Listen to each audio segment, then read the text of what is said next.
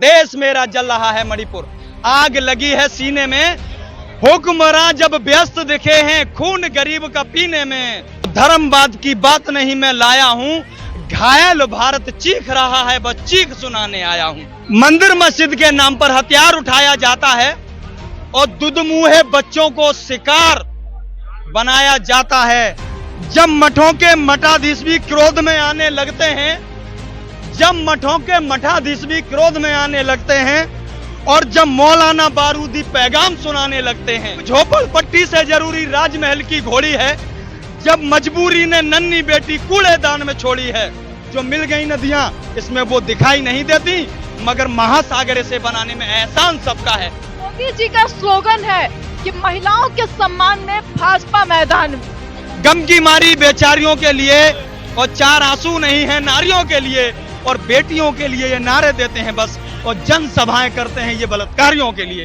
जब न्यूज चैनलों ने भी राग दरबारी सीखा है, तब तब भारत घायल होकर मेरे द्वारा चीखा है, तब तब भारत घायल होकर मेरे द्वारा चीखा है।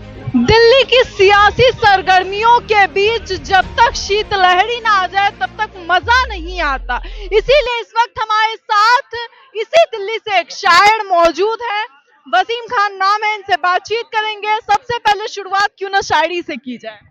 तो मैं चुनाव पर ही शायरी सुनाऊंगा। है हो गया है आगाज द्वंद का और चुनाव की तैयारी है, इतिहास वही दोहराएंगे संघर्ष जिनका जारी है।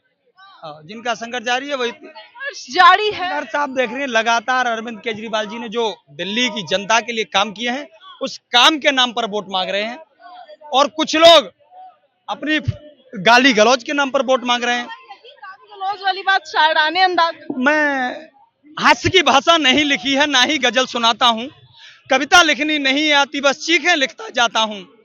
देश मेरा जल रहा है, आप अगर समझिए मणिपुर, देश मेरा जल रहा है मणिपुर, आग लगी है सीने में।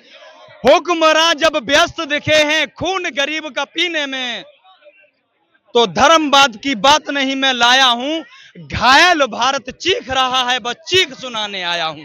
पता कब चीखता है भारत? मंदिर मस्जिद के नाम पर हथियार उठाया जाता है और दुधमुहे बच्चों को शिकार बनाया जाता है। जब मठों के मठाधीश भी क्रोध में आने लगते हैं, जब मठों के मठाधीश भी क्रोध में आने लगते हैं और जब मौलाना बारूदी पैगाम सुनाने लगते हैं, जब राजमहल से जरूरी, जब झोपड़पट्टी से जरूरी राजमहल की घोड़ी है, जब मजबूरी ने नन्ही बेटी कूड़ेदान में छोड़ी है, जब शाहरुख खान के बेटे को सजा कड़ी दी जाती है और अडानी पोर्ट की बात तलक नहीं की जाती है, जब न्यूज चैनलों ने भी राग दरबारी सीखा है, तब तब भारत घायल होकर मेरे द्वारा चीखा है, तब तब भारत घायल होकर मेरे द्वारा चीखा है। उसी भारत में साफ तौर पर आज महाकुंभ मनाया जा रहा है, एक आस्था का सम्मेलन है, लोग देश विदेश से आ रहे हैं और तारीफें बटोरी जा रही है, अमृतकाल मन रहा। जो सनातन संस्कृति का प्रतीक है महाकुंभ, सभी देशवासियों में उसकी शुभकामनाएं भी देता हूं, ये ठीक है।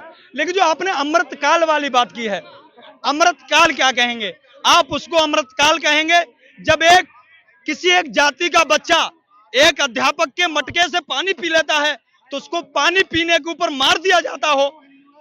आप जब महिलाएं अपने अधिकारों के लिए आंदोलन करती हो तो दिल्ली की पुलिस उनको पैरों के नीचे रौंदने का काम करती हो, ये अमृतकाल है। तो माफ करिए, इसलिए हमारे देश के उस वक्त के शहीदों ने अपने गले में फांसी के फंदे को नहीं डाला था, इसलिए नहीं चूमा था कि इस तरह का होगा।